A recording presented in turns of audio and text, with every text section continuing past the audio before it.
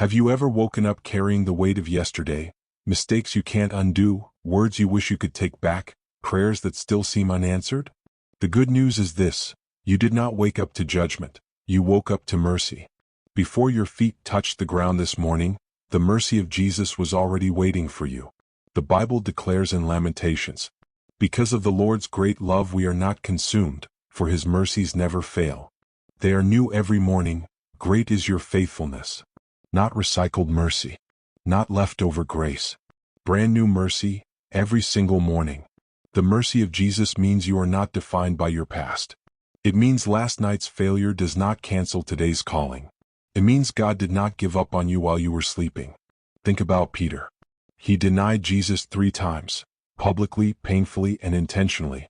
Yet when morning came after the resurrection, Jesus did not shame him. Jesus restored him. That is what mercy does. Mercy does not remind you of who you were, it calls you into who you are becoming. Some of you feel distant from God because you think you've failed too many times.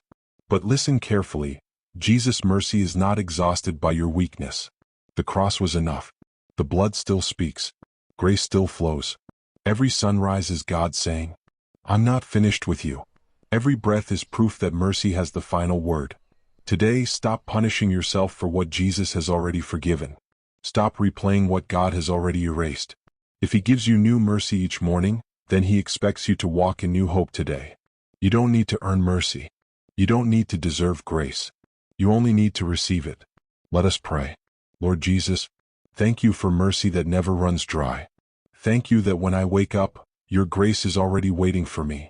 Wash away guilt, silence condemnation, and renew my heart today. Help me walk in the freedom you paid for on the cross. I receive your mercy. I trust your faithfulness.